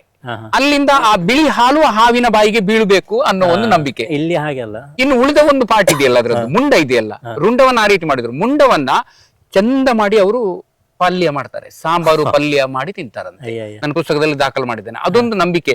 ಅವರೊಂದು ಬುಡಕಟ್ಟು ಜನಾಂಗದವರಾಗಿದ್ರು, ಅವರೇ ಸ್ವತಃ ಹೇಳಿದ್ದಿ ಈ ಕಥೆಯನ್ನು. ಈಗ ಹಾಗೆಲ್ಲ ಇಲ್ಲಿ ನಾನ್ ಕೇಳಿದ ಅಂತ ಹೇಳಿದ್ರೆ, ತಲೆ ಕಡ್ದು ಅದಕ್ಕೆ ಹಾಲು ಹಾಕೋದು, ಮರದಡಿಯಲ್ಲಿ ಯಾವ್ದೊಂದು ಇರ್ತಾರೆ, ಆದ್ರೆ ಅದ್ರ ಹಾಲು ಬರುದಲ್ಲ, ಇವರೇ ಹಾಲನ್ನ ಹಾಕ್ತಿದ್ರು. ಹಾಕಿ ಮತ್ತೆ ನಾರ್ಮಲ್ ಇದು ತಿನ್ನೋದೆಲ್ಲ, ಅದೆಲ್ಲ ವಿಷಯ ಗೊತ್ತಿಲ್ಲ. ಆದ್ರೆ ಅದನ್ನ ಕೊಲ್ತಿದ್ರೆ ಅದು ಗೊತ್ತುಂಟು. ಅಂದ್ರೆ ನಾನು ಈ ಫೀಲ್ಡ್ ಗೆ ಬರುವ ಮೊದ್ಲು ನಡೀತಿದ್ದದು. ಇವಾಗ ಮೋಸ್ಟ್ಲಿ ನನ್ನ ಕಾಂಟ್ಯಾಕ್ಟ್ ಇಲ್ಲದವರೆಲ್ಲ ಹಾಗೆ ಮಾಡೋ ಚಾನ್ಸಸ್ ಇರ್ಬೋದು. ಜನರಂದ್ರೆ ನಾರ್ಮಲ್ ಎಲ್ಲರಿಗೂ ಭಯ ಸರ್, ಭಯ ಇದೆ ಹಾವಿನ ಬಗ್ಗೆ, ಎಲ್ಲ ಕಡೆ ನಾರ್ಮಲ್ ಭಯ ಇದೆ. ಯಾವುದೇ ಈ ನಾಗರ ಹಾವನ್ ಬಿಟ್ಟು ಬೇರೆ ಯಾವುದೇ ಹಾವು ಬರ್ತಿದ್ರು ಅದನ್ನು ಫಸ್ಟ್ ಹೊಡಿಯೋದೆ. ಅದರಲ್ಲೂ ಇದು ಕೊಳಕು ಮಂಡಲ, ಅವರು ತೆಲುಗಲ್ಲಿ ರಕ್ತ ಪಿಂಜರಿ ಅಂತ ಹೇಳ್ತಾರೆ. ರಕ್ತ ಪಿಂಜರಿ ಹಾವು ಅಂತ ಹೇಳ್ತಾರೆ. ಅದರಲ್ಲಿ ಎರಡು ಇದೆ. ಅದೇ ಒಂದು ಪೆದ್ದ ಪಿಂಜರಿ ಅಂದ್ರೆ ದೊಡ್ಡ ಪಿಂಜರಿ, ದೊಡ್ಡ ಕೊಳಕು ಮಂಡಲ. ಇನ್ನೊಂದು ಚಿನ್ನ ಪಿಂಜರಿ ಅಂದ್ರೆ ಸಣ್ಣ ಪಿಂಜರಿ. ನಮ್ಗೆಲ್ಲ ಪಿಂಜರಿ ಒಂದೇ, ಅಂದ್ರೆ ಎಲ್ಲ ಕೊಳಕು. ಎರಡು ಬೇರೆ ಬೇರೆ ಕನ್ನಡಿ ಹಾವ ಅಥವಾ ಒಂದೇನಾ? ಅವ್ರು ಹೆಬ್ಬಾವಿಗೊಂದು ಅಲ್ಲ, ಕನ್ನಡಿ ಹಾವೆ. ಕನ್ನಡಿ ಹಾವಲ್ಲಿ ಕೆಲವು ಸೈಜ್ ದೊಡ್ಡದಿರ್ತದೆ, ಸಣ್ಣದಿರುತ್ತೆ, ಮತ್ತೆ ಅದರ ಕಲರ್ ಸ್ವಲ್ಪ ಬ್ರೌನಿಶ್ ಇರುತ್ತೆ, ಇನ್ನೊಂದ್ ಸ್ವಲ್ಪ ಅನೇಕ ವಿನ್ಯಾಸ ಇರ್ತದೆ. ಅದ್ರ ಬಗ್ಗೆ ಅವರು ಹೇಳುದು. ಕೊಳಕು ಮಂಡಲ ನೋಡಿದ ಕೂಡಲೇ ಅದನ್ನು ಹೊಡೆಯೋದೆ, ಅದನ್ನು ತಲೆಗೆ ಒಂದು ಪೆಟ್ಟು ಹೊಡೆಯೋದೆ. ಹೊಡೆದ ಮೇಲೆ ಅದನ್ನು ಸೈಡ್ಗೆ ಇದು ಮಾಡ್ತೇವೆ. ನಮ್ಮಾಗೆ ಅದನ್ನ ಸುಟ್ಟ ಹಾಕುದಂತ ಏನಿಲ್ಲ, ಅದೇ ಬಿಸಾಡಿ ಹೋಗ್ತಿದ್ರಂತೆ. ನಾನ್ ಕೇಳಿ ಬಂದ ವಿಷಯ. ಮತ್ತೆ ಬೇರೆ ಕೇರ ಹಾವೆಲ್ಲ ಬಂದ್ರೆ ಅದಕ್ಕೂ ಟ್ರೈ ಮಾಡ್ತಾರೆ ಹೊಡಿಲಿಕ್ಕೆ, ಆದ್ರೆ ಅದು ಸಿಕ್ತಿರ್ಲಿಲ್ಲ, ಬೇಗ ಸಿಗೋದಿಲ್ಲ. ಬೈ ಚಾನ್ಸ್ 2-3 ಕೇಸಸ್ ಅಂದ್ರೆ ನಾನು ಬೇರೆ ಕಡೆಯಿಂದ ನನ್ನ ಕಡೆ ಬಂದ ವಿಡಿಯೋ ನೋಡಿದ್ದೇನೆ. ಮತ್ತೆ ಅವರಿಗೆ ನಾನು ಮಾಹಿತಿ ಕೊಟ್ಟ ಅದಕ್ಕೆ ಕೆಲವು ವಾರ್ನಿಂಗ್ ಕೂಡ ಕೊಟ್ಟಿದ್ದೇನೆ. ಇವಾಗ ಮೊದ್ಲು ಬಹಳಷ್ಟು ನಡೆದಿದೆ. ಮತ್ತೆ ಗದ್ದೆ ಸೈಡ್ ಅಲ್ಲಿ ಹೊಲ ಗದ್ದೆಗಳಲ್ಲೆಲ್ಲ ನಾರ್ಮಲ್ ಅವರಿಗೆ ಕೆಲವು ಗೊತ್ತಿರುತ್ತೆ ಇದು ನೀರ ಹಾವು ಅಂತೇಳಿ, ಅದನ್ನ ಬಿಟ್ಟು ಬಿಡ್ತಾರೆ ಅವ್ರು. ಬಿಟ್ಬಿಡ್ತಾರೆ. ಅಂದ್ರೆ ಈಗ ನೀವು ಹೇಳುವಂತದ್ದು ಆ ಜನಜೀವನ ಕೃಷಿ ಪ್ರದೇಶಕ್ಕೆ ಸಂಬಂಧಪಟ್ಟ ಜನರೇ ಜಾಸ್ತಿ ಜನರ ಇರ್ತಾರೆ. ಜಾಸ್ತಿ ಅಂದ್ರೆ ಅವರಿಂದಲೇ ಜಾಸ್ತಿ ಹಾನಿ ಆಗ್ತದೆ ಹಾನಿ ಹಾವಿಗೆ. ಆಗ್ತದೆ. ಆತ್ಮರಕ್ಷಣೆಗಾಗಿ ಅವ್ರು ರಕ್ಷಣೆ ಸಾಯಿಸ್ತಾರೆ. ಮಾಡೋದು ಹಾ. ಅಂದ್ರೆ ಅವರಿಗೆ ಹಾವಿನ ಒಂದು ಇಂಪಾರ್ಟೆನ್ಸ್ ಗೊತ್ತಿರ್ಲಿಲ್ಲ. ಹೌದು. ಗೊತ್ತಿರ್ಲಿಲ್ಲ. ಹಾಗೆ ಭಯ ಭಯ ಎಂಬುದು ಅಲ್ಲಿ ಕಾಮನ್ ಸರ್ ಎಲ್ಲರಿಗೂ. ಇವಾಗನು ಕಾಲ್ ಬಂದ್ರೆ ಫಸ್ಟ್ ಸಿಟಿಯಲ್ಲಿ ಅದು ಇವಾಗ ನೆಲ್ಲೂರು ಎಂಬುದು ಮೊದ್ಲು ಫುಲ್ ಹೊಲಗದ್ದೆಗಳು. ಇವಾಗ ಸಿಟಿ ಅಂದ್ರೆ ಎಲ್ಲ ಕನ್ಸ್ಟ್ರಕ್ಷನ್ ನಡೀತಿದೆ. ನಂಗೆ ಕಾಲ್ ಬರುವಾಗ ಅಂತ ಪ್ಲೇಸ್ ಇಂದ ಬಂದ್ರೆ ಹಾವು ಅಂದ್ರೆ ಸರ್ ಇದು ಹಾವಿದೆ, ನೀವು ಇದನ್ನು ಕೊಂಡೋಗಿ ಅಂತ ಹೇಳಿ ನಾನು ಅವ್ರಿಗೆ ಫಸ್ಟ್ ಕಾಲ್ ಮಾಡೋದು. ಫಸ್ಟ್ ನೀವು ಕಾಲ್ ಮಾಡೋ ಕೇಳ್ತಿದ್ದೆ, ನೀವು ಹೊಡಿತೀರಾ ಕೊಂಡೋಗ್ತೀರಾ ಅಂತ ಹೇಳಿ ಕಾಲ್ ಮಾಡಿ ಕೇಳೋದು. ಅದಕ್ಕೆ ನಾನು ಹೇಳುದು, ಸರ್ ನನ್ನ ಕೆಲಸ ಹಾವನ್ನು ರಕ್ಷಿಸೋದು, ಹಾವನ್ನು ಸಂರಕ್ಷಣೆ ಮಾಡಿ ನಾನು ಅಡವಿಗೆ ಬಿಡ್ತೇನೆ. ನನಗೆ ಫಸ್ಟ್ ಫಾರೆಸ್ಟ್ ಅವರಿಗೆ ಇನ್ಫಾರ್ಮೇಶನ್ ಕೊಡ್ಬೇಕು. ಅವ್ರಿಗೆ ಇನ್ಫಾರ್ಮೇಶನ್ ಕೊಟ್ಟು ನಾನು ಅಡವಿಗೆ ಬಿಡ್ತೇನೆ. ನೀವು ನನ್ನಿಂದ ಅದನ್ನು ಜೀವಹಾನಿ ಬಗ್ಗೆ ನನ್ನಿಂದ ಎಕ್ಸ್ಪೆಕ್ಟ್ ಮಾಡಬೇಡಿ. ಅಂದ್ರೆ ಅವರ ಒಂದು ಇಚ್ಛೆ ಏನು, ಅದನ್ನ ಸಾಯಿಸ್ಬೇಕಂತ ಇರ್ತದ? ಸಾಯಿಸ್ಬೇಕಂತಲ್ಲ, ಅವರು ಒಟ್ಟು ಅದನ್ನ ಬ್ಯಾಕ್ ಎಂಡ್ ಅಲ್ಲಿ ಅದನ್ನು ಮುಂದೆ ಬರಬಾರ್ದು, ಅವರ ಏರಿಯಾಕ್ಕೆ ಅದು ಬರಬಾರ್ದು. ಆ ರೀತಿ ಅದನ್ನ ನಿವಾರಣೆ ಮಾಡಬೇಕು. ಅಂದ್ರೆ ಬ್ಯಾಕ್ ಎಂಡ್ ಅಲ್ಲಿ ಒಂದು ಬೇಕಾದ್ರೆ ಏನು ಬೇಕಾದ್ರೂ ಮಾಡಿ, ಸಾಯಿಸೋದು ಇರ್ಬೋದು, ಕೊಂಡೋಗಿ ಬಿಡುವುದು ನಿಮ್ಗೆ ಸಂಬಂಧಪಟ್ಟದ್ದು. ಬಟ್ ಅದು ಮತ್ತೆ ಬರಬಾರ್ದು. ಅಂದ್ರೆ ಅವರ ಏರಿಯಾದಲ್ಲಿ ಅದರ ಕೊಲೆ ಆಗ್ಬಾರ್ದು. ಅವರ ಏರಿಯಾದಲ್ಲಿ ಕೊಲೆ ಆಗ್ಬಾರ್ದು, ಅದರ ಕೊಲೆ ಆಗ್ಬಾರ್ದು ಅಂತದೊಂದು ಥಾಟ್. ಆಗ ನಾನು ವಾರ್ನಿಂಗ್ ಕೂಡ ಕೊಟ್ಟಿದ್ದಾರೆ. ಕೆಲವರು ಆ ರೀತಿಯವರು ಕೆಲವರು ಇದ್ದಾರೆ ಬಹಳಷ್ಟು. ನಿಮ್ಮ ಈ ಕ್ಷೇತ್ರದಲ್ಲಿ ಕೆಲಸ ಮಾಡ್ತಾ ಇರುವಾಗ ನಿಮ್ಗೆ ಏನಾದ್ರು ಕಹಿ ಘಟನೆ ನಡೆದಿದ್ಯಾ? ನಿಮ್ಗೂ ಅದು ನಿಮ್ಮ ಅನುಭವ ಎಲ್ಲರಿಗೂ ಗೊತ್ತಿದೆ ಎಲ್ಲಾ ಕ್ಷೇತ್ರದಲ್ಲಿ. ಅಂದ್ರೆ ಪರ್ಟಿಕ್ಯುಲರ್ ಇದು ಉರಗ ಅಂತ ಹೇಳುವಾಗ ನಮ್ಗೆ ಹಾವಿನಿಂದ ಆಗೋ ತೊಂದರೆ ಕಡಿಮೆ. ಹಿಡಿಯುವಾಗ ಅದನ್ನು ಸಂರಕ್ಷಿಸುವಾಗ ಹಾವಿನಿಂದ ಆಗೋ ತೊಂದರೆ ಬಹಳ ಕಡಿಮೆ. ಅಂದ್ರೆ ನಮ್ಗೂ ಜಾಗೃತಿ ಆಗುತ್ತೆ. ಆದ್ರೆ ಅದರ ಪಬ್ಲಿಕ್ ಸುತ್ತಲಿನ ಜನರ ವರ್ತನೆಗಳು ಕೆಲವು ಬಹಳಷ್ಟು ಹಿಂಸೆ, ಬಹಳಷ್ಟು. ಅಂದ್ರೆ ಅದು ಕೆಲವು ಸಲ ನಮ್ಮ ಜೀವಕ್ಕೂ ತೊಂದರೆ ಆಗುವಂತ ಪರಿಸ್ಥಿತಿ ಬಂದಿದೆ. ಆದ್ರೆ ಈ 5 ವರ್ಷದಲ್ಲಿ ನಂಗೆ ಒಂದು 2-3 ಘಟನೆ. ಅಂದ್ರೆ ಒಂದೇನಂತ ಹೇಳಿದ್ರೆ ರೀಸೆಂಟ್ ಆಗಿ ಆಗಿರೋದು, ಒಂದು 2-3 ತಿಂಗಳ ಹಿಂದೆ ನಡೆದ ಘಟನೆ. ನಾನು ಮೊದ್ಲೇ ಹೇಳಿದಾಗೆ ನಂದು ಜೀವನೋಪಾಯಕ್ಕಾಗಿ ನಾನು ಉದ್ಯೋಗದಲ್ಲಿದ್ದೇನೆ. ಇದು ಹವ್ಯಾಸ. ಕೆಲಸದಲ್ಲಿ ಇರುವಾಗ ನಂಗೆ ಡೇ ಟೈಮ್ ಅಲ್ಲಿ ಕಾಲ್ ಬಂದ್ರೆ ಅಟೆಂಡ್ ಮಾಡ್ಲಿಕ್ಕೆ ಆಗುದಿಲ್ಲ. ಆದ್ರೆ ನಾನು ಅವರಿಗೆ ಹೇಳ್ತಿದ್ದೆ ಏನ್ ಮಾಡ್ಬೇಕಂತ ಹೇಳಿ. ಅದನ್ನೊಂದು ಅರೆಸ್ಟ್ ಮಾಡೋ ಪ್ರೊಸೆಸ್ ಇದ್ದೆ. ನಾನೊಂದು ಅವರಿಗೆ ಸಜೆಷನ್ ಮಾಡುದು. ನಾನು ಅಲ್ಲಿಗೆ ರೀಚ್ ಆಗುವ ತನಕ ನಾನು ಯಾವಾಗ ಒಂದು 6 ಗಂಟೆ ನಂತರ ರೀಚ್ ಆಗ್ತದೆ. ಈಗ ಬೆಳಿಗ್ಗೆ ಕಾಲ್ ಬಂದ್ರು, ಮಧ್ಯಾಹ್ನ ಮೇಲೆ ಕಾಲ್ ಬಂದ್ರು, ನಾನು ಅವರಿಗೆ ಆ ಟೈಮ್ ತನಕ 4-5 ಗಂಟೆ ಅದನ್ನು ಅದೇ ಪ್ಲೇಸ್ ಅಲ್ಲಿ ಹೇಗೆ ಇಡ್ಬೇಕಂತ ಹೇಳಿ ಅವರಿಗೆ ಹೇಳ್ತಿದ್ದೆ. ಬದುಕಿಸಿಡುವಂತದ್ದು ಮತ್ತೆ ನಿರ್ಬಂಧಿಸೋದು, ಅದಕ್ಕೆ ತೊಂದರೆ ಆಗದಾಗೆ ಅದನ್ನು ಇಟ್ಕೊಳ್ಬೇಕಂತ ಹೇಳಿ. ನಂಗೆ ಇಷ್ಟ ತನಕ ಬಂದಿರೋ ಕಾಲ್ಗಳು ನಾನು ಹಾಗೇನೆ ಮೇಂಟೈನ್ ಮಾಡ್ತಿದ್ದೇನೆ. ಹಾಗೆ ನಾನು ಬಹಳ ರೆಸ್ಕ್ಯೂ ಮಾಡಿ. ಅದು ಹೇಗೆ ಹೇಳ್ತಾ ಇದ್ರಿ? ಅಂದ್ರೆ ಈಗ ಒಂದು ಕಡೆ ಮನೆಯೊಳಗೊಂದು ಹಾವು ಬಂದಿದೆ, ಮನೆಯ ಒಳಗೆ ಇದೆ, ಒಂದು ಕೋಣೆಯಲ್ಲಿ ಇದೆ ಅಂತ ತಿಳ್ಕೊಳ್ಳುವ. ಅವಾಗ ಅದನ್ನ ಹೇಗೆ ಅಲ್ಲಿ ನಿರ್ಬಂಧಿಸ್ಲಿಕ್ಕೆ ಸಾಧ್ಯ? ಕೋಣೆ ಬಾಗಿಲು ಹಾಕಿ ಕೇಳ್ತೀರಾ? ಕೋಣೆ ಬಾಗಿಲು ಹಾಕ್ಲಿಕ್ಕೆ ಹೇಳ್ತಿದ್ದೆ. ನಿಮ್ಗೆ ನಾರ್ಮಲ್ ಹಾವಿದ್ರೆ, ಈಗ ಕೆರೆ ಹಾವಿದ್ರೆ ನೀವು ಒಂದು ಕಿಟಕಿ ಓಪನ್ ಮಾಡಿ ಮತ್ತೆಲ್ಲ ಸುತ್ತ ಬಂದ್ ಮಾಡಿ ಅಂತ ಹೇಳ್ತಿದ್ದೆ. ಆಗ ಅದಕ್ಕೆ ಹೋಗ್ಲಿಕ್ಕೆ ಒಂದು ದಾರಿ ಸಿಗ್ತಿತ್ತು, ಕಿಟಕಿ ದಾರಿ. ನೀವು ಅದನ್ನ ಬಿಟ್ಬಿಡಿ, ಕೆರೆ ಹಾವು ಅಂತ ಹೇಳ್ತಿದ್ದೆ. ಅವ್ರಿಗೆ ಫಸ್ಟ್ ಮನವರಿಕೆ ಮಾಡ್ಬೇಕು ಹಾವಿನ ಬಗ್ಗೆ. ಫಸ್ಟ್ ಒಂದು 5-10 ನಿಮಿಷ ಅವರಿಗೆ ನಾನು ಫುಲ್ ಅವರಿಗೆ ಎಕ್ಸ್ಪ್ಲೈನ್ ಮಾಡ್ತೇನೆ ಹಾವಿನ ಬಗ್ಗೆ. ಅಂದ್ರೆ ಯಾವ ಹಾವು ಬಂದಿದೆ ಅಂತ ಫಸ್ಟ್ ಫೋಟೋ ಕೇಳ್ತೇನೆ, ಯಾವ ಹಾವು ಬಂದಿದೆ. ಆ ಫೋಟೋ ನೋಡಿ ಓಕೆ ಇದು ನಾರ್ಮಲ್ ಹಾವು ಆದ್ರೆ ನಾನು ಮ್ಯಾಕ್ಸಿಮಮ್ ಟ್ರೈ ಮಾಡುದು ಏನಂದ್ರೆ ಅಲ್ಲಿಗೆ ಹೋಗದಾಗೆ ಅವರಿಂದಲೇ ನಾನು ಅದನ್ನು ರಕ್ಷಣೆ ಮಾಡುವಾಗೆ ಮಾಡ್ತಿದ್ದೆ. ಅದ್ರ ಮೇಲೂ ಅವರಿಗೆ ಭಯ ಜಾಸ್ತಿ ಇತ್ತು. ಆಗ ನಾನು ಅವ್ರಿಗೆ ಹೇಳ್ತಿದ್ದೆ, ಇದನ್ನ ನೀವು ಸ್ವಲ್ಪ ಹೊತ್ತು ಅದನ್ನ ಅರೆಸ್ಟ್ ಮಾಡಿ ಅಂತ ಹೇಳಿ. ಈಗ ನಿಮ್ದೊಂದು ಕ್ವಶನ್ ಅಂತ ಹೇಳಿದ್ರೆ, ಮನೆಯೊಳಗೆ ಬಂತು, ರೂಮಿನೊಳಗೆ ಬಂತು, ತುಂಬಾ ಈಸಿ ಅಂತ ಹೇಳಿದ್ರೆ ಒಂದು ಅದು ಎಲ್ಲಿಂದ ಬಂತು ಆ ದಾರಿಯನ್ನು ಓಪನ್ ಇಟ್ಟುಬಿಡಿ, ಇಲ್ಲದ ಮೇನ್ ಡೋರ್ ಅನ್ನು ಕ್ಲೋಸ್ ಮಾಡಿ ಒಂದು ಸಣ್ಣ ಮೂಲೆ ಅದಕ್ಕೆ ಒಂದು ಹೋಗುವಷ್ಟು ದಾರಿಯನ್ನು ಕೊಟ್ಟು ಬಿಡಿ ಅಂತ. ಅದ್ರ ಮೇಲೂ ಭಯ ಅಂತ ಹೇಳಿದ್ರೆ ನಾನು ಅಲ್ಲಿ ಹೋಗಿ ಅಟೆಂಡ್ ಮಾಡ್ತಾ ಇದ್ದೆ. ಇದೇ ರೀತಿ ಒಂದು ನಡೆದ ಘಟನೆ, ಅದೇ ಅಹಿತಕರ ಘಟನೆ ಅಂತ ಹೇಳ್ತಾರಲ್ಲ ಅದೇ ರೀತಿ. ಮಧ್ಯಾಹ್ನ ಟೈಮಲ್ಲಿ ನಂದು ಲಂಚ್ ಟೈಮಲ್ಲಿ ಕಾಲ್ ಬಂದಿದ್ದು, ಒಂದು ನಾಗರ ಹಾವಿದೆ ಸರ್ ಬನ್ನಿ ಅಂತ ಹೇಳಿ. ಓಕೆ, ಅಲ್ಲಿ ಇದ್ದವರಿಗೆಲ್ಲ ನಾಗರ ಹಾವು ಅಂತ ಎಲ್ಲರಿಗೂ ನಾಗರ ಹಾವೇ ಕಾಣ್ತದೆ. ಕೆರೆ ಹಾವು ಬಂದ್ರೆ ನಾಗರ ಹಾವೇ ಕಾಣ್ತದೆ, ಬೇರೆ ಹಾವು ಬಂದ್ರೆ ನಾಗರ ಹಾವೇ. ಅದಕ್ಕೆ ನಾನು ಅವ್ರಿಗೆ ಫೋಟೋ ಕೇಳಿದೆ ಯಾವ ಹಾವು ಅಂತ ಹೇಳಿ. ಸರ್ ಅದು ಫೋಟೋ ಇಲ್ಲ ಸರ್, ಅದು ಒಂದು ಶೆಡ್ ಒಳಗೆ ಹೋಗಿದೆ. ಅದು ಶೆಡ್ ಅಲ್ಲಿ ಕೆಲಸ ಅಂತ ಹೇಳಿದ್ರೆ ಉಪ್ಪಿನಕಾಯಿದು ದೊಡ್ಡ ದೊಡ್ಡ ಭರಣಿ ಅಂತಲ್ಲ, ಅದು ಡ್ರಮ್ಸ್ ಇರುತ್ತಲ್ಲ 200 ಲೀಟರ್ ಡ್ರಮ್ಸ್, ನೀಲಿ ಕಲರ್ ಡ್ರಮ್ಸ್ ಅಲ್ಲಿ ಹೌದು ಹಾ ತುಂಬಿಸಿಟ್ಟದ ಒಂದು ಸಣ್ಣ ರೂಮ್, ಹಾ ಹಾ ಅದ್ರೊಳಗೆ ಹೋಗಿದೆ ಸರ್. ಹ್ಮ್ ಹೋದ್ರೆ ತೊಂದ್ರೆ ಇಲ್ಲ ಸರ್, ನಾನು ಬರುವಾಗ ಲೇಟ್ ಆಗುತ್ತೆ, ನೀವು ಹೊರಗೆ ನಿಂತ್ಕೊಂಡು ರೂಮಿನ ಹೊರಗೆ ಬೇರೆ ದಾರಿ ಇದೆ ನೋಡಿ, ಹಿಂದ್ಗಡೆ ಮುಂದ್ಗಡೆ. ಇಲ್ಲ ಸರ್, ಹೋಗ್ಲಿಕ್ಕೆ ಒಂದೇ ದಾರಿ ಇರೋದು, ಹೊರಗೆ ಬರೋದು ಅಲ್ಲಿಂದಲೇ ಬರ್ಬೇಕಂತ. ಹಾಗೆ ತೊಂದ್ರೆ ಇಲ್ಲ, ನೀವು ಹೊರಗಡೆ ಕುತ್ಕೊಂಡು ಅದನ್ನ ನೋಡ್ತಾ ಇರಿ. ಸಪೋಸ್ ಹೊರಗೆ ಬಂದ್ರೆ ನಾ ಬರೋದ್ರೊಳಗೆ ಅದು ಹೊರಗೆ ಬಂದ್ರೆ ನಾ ಹಿಡಿಬಹುದು, ಒಳಗಿದ್ರೆ ಇನ್ನೂ ಚೆನ್ನಾಗಿರುತ್ತೆ, ಅಂದ್ರೆ ನಾ ಈಸಿಯಾಗಿ ಹಿಡಿಬಹುದು. ನಂಗೆ ಅದೇ ಇದಿತ್ತು, ಪ್ಲಾನ್ ಇತ್ತು. ಹಾಗೆ ಹೋಗ್ತಾ ಸಂಜೆ 1 ಗಂಟೆ ಕಾಲ್ ಮಾಡಿದ್ರು, ಮತ್ತೆ ಸಂಜೆ 5 ಗಂಟೆ ಕಾಲ್ ಮಾಡಿ ನಾನು ಅವ್ರಿಗೆ ಟೈಮಿಂಗ್ ಕೊಟ್ಟಿದ್ದೆ, ನಾನು 5 ಗಂಟೆ ತನಕ ಆಫೀಸಲ್ಲಿ ಇರ್ತೇನೆ, 5:30 6 ಗಂಟೆಗೆ ಬರ್ತೇನೆ ಅಂತ ಹೇಳಿದ್ದೆ. ಹಾ, ಈಗ ನಿಮ್ಮ ಆ ಪರಿಸರದಲ್ಲಿ ನೀವು ಒಬ್ಬರೇ ಇದ್ದೀರಾ ಹಾವು ಸಂರಕ್ಷಣೆ ಮಾಡುವುದು? ಇದೊಂದು ಯಾಕಂದ್ರೆ ನನಗೆ ನೀವು ಕೇಳುವಾಗ ನೀವು ಮಧ್ಯಾಹ್ನ 1 ಗಂಟೆಗೆ ಕಾಲ್ ಮಾಡಿ 5 ಗಂಟೆಗೆ ನೀವು ಹೋಗ್ಬೇಕಾದ್ರೆ ಅಲ್ಲಿ ಅಕ್ಕಪಕ್ಕದಲ್ಲಿ ಯಾರು ಸಂರಕ್ಷಕರ ಅಂತೇಳಿ ಇಲ್ಲ ಸರ್, ಯಾರು ಇಲ್ಲ. ನಾನು ಅಂತ ಹೇಳಿದ್ರೆ ನಾನು ಸರ್ಟಿಫೈಡ್ ಅಂದ್ರೆ ಅರಣ್ಯ ಇಲಾಖೆಯವರ ಅವರ ಜೊತೆ ಪರ್ಮಿಷನ್ ಕೊಟ್ಟು ಪಡೆದಂದ್ರೆ ಏಕೈಕ ವ್ಯಕ್ತಿ ಅಂತ ಹೇಳಿ ಮೌಖಿಕವಾಗಿ ನಿಮ್ಗೆ ಅನುಮತಿ ಕೊಟ್ಟಿದ್ದಾರೆ, ಸಂರಕ್ಷಣೆ ನೀವು ಮಾಡಬಹುದು ಅಂತ ಹೇಳಿ. ಅದು ಬಹಳ ಒಳ್ಳೆಯ ಪರ್ಸನ್ ಅಂತ ಹೇಳ್ಬೋದು ನಿಮ್ಮಲ್ಲಿ ನೆಲ್ಲೂರು ಜಿಲ್ಲೆಗೆ. ಹಾಗಾಗಿ ನೋಡಿ, ನಿಮ್ಮ ಜವಾಬ್ದಾರಿ ಬಹಳ ದೊಡ್ಡದಿರ್ತದಲ್ಲಿ. ತುಂಬಾ ಒಂದು 4-5 ಜನ ವರ್ಗ ಸಂರಕ್ಷಕರು ಇದ್ದಾಗ ನೀವು ಬರದಿದ್ರು ಇನ್ನೊಬ್ರಿಗೆ ಮಾಡಬಹುದು.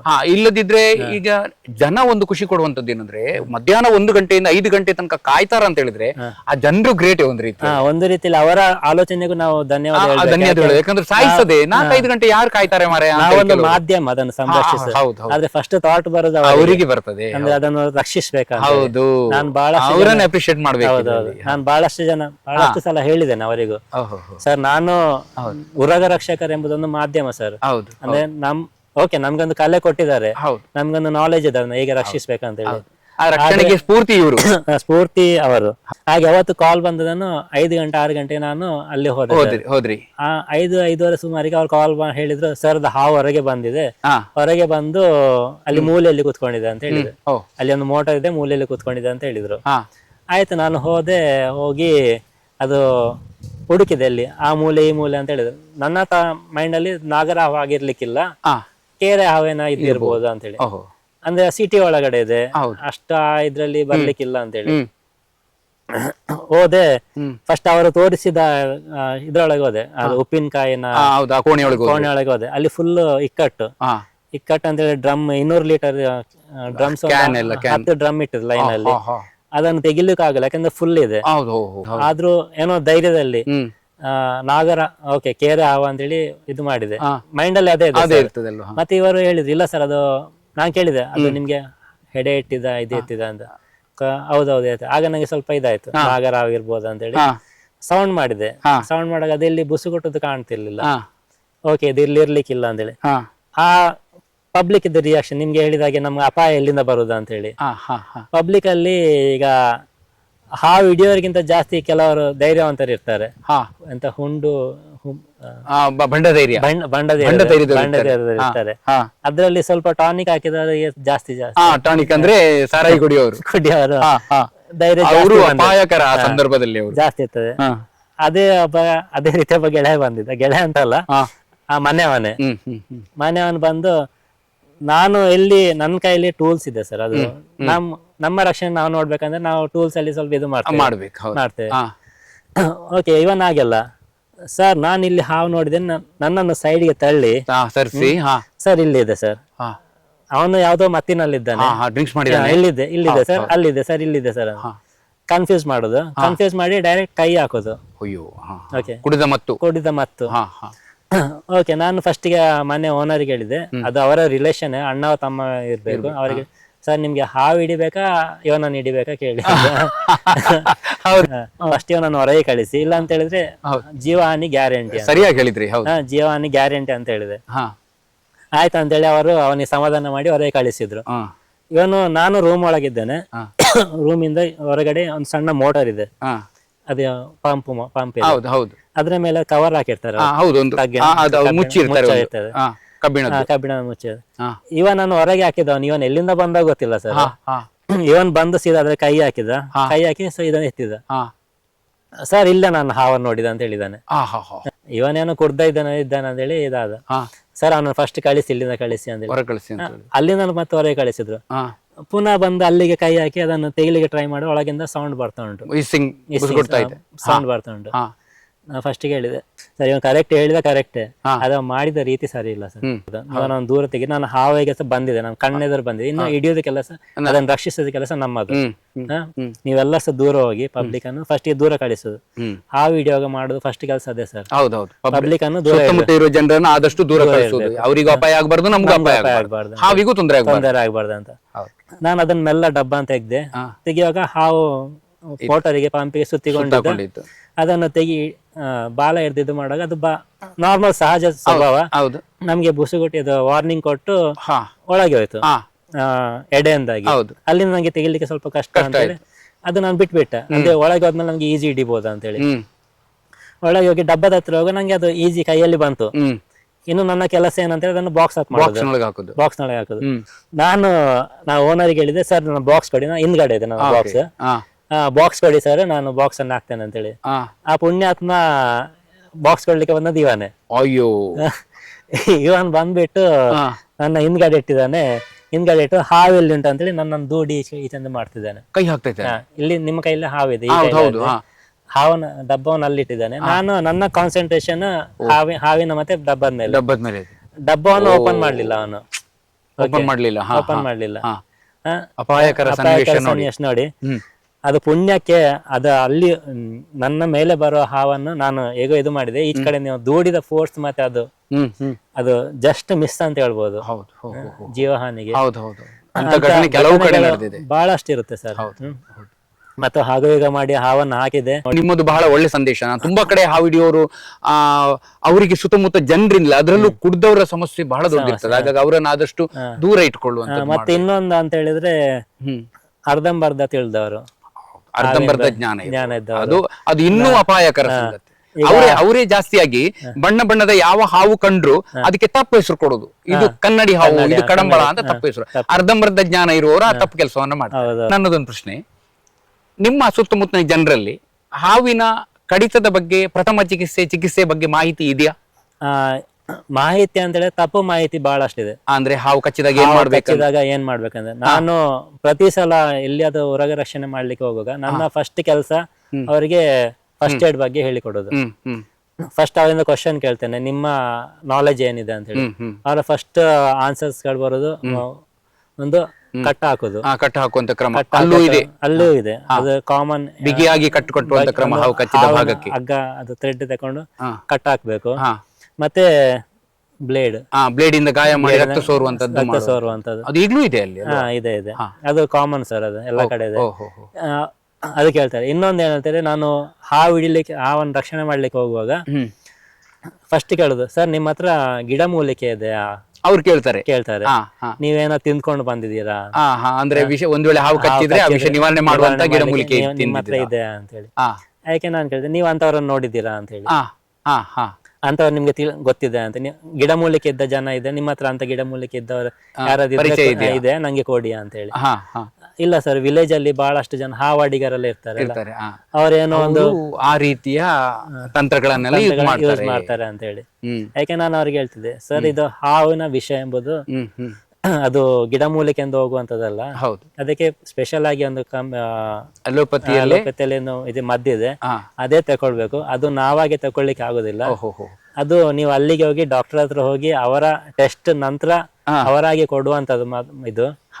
ಮತ್ತೆ ನೀವು ಅರ್ಧಂಬರ್ಧ ಗೊತ್ತಿದ್ದು ನೀವು ಅದನ್ನು ಅದಿದೆ ಇದಿದೆ ನಮ್ಮ ಹತ್ರ ಅದು ಮದ್ದಿದೆ, ನಾವು ಅದು ತಕೊಂಡು ಮತ್ತೆ ಹಾವನ್ನು ಹಿಡಿತೇವೆ, ಅದೆಲ್ಲ ನಿಮ್ಮ ತಪ್ಪು ಮಾಹಿತಿಗಳಂತ ಹೇಳ್ತಿದ್ದೆ. ಅವರಿಗೆ ಸರಿಯಾದ ಮಾಹಿತಿಯನ್ನು ಕೊಡ್ತೇನೆ. ಮತ್ತೆ ಫಸ್ಟ್ ಏಡ್ ಹೇಗೆ ಮಾಡ್ಬೇಕಂತ ಹೇಳಿ ಅದ್ರ ಬಗ್ಗೆ ಮಾಹಿತಿ ಕೊಡ್ತೀರಿ. ಇದೆಲ್ಲ ನಾಲೆಜ್ ಸಿಕ್ಕಿದ್ದು ನಿಮ್ಮಿಂದಲೇ.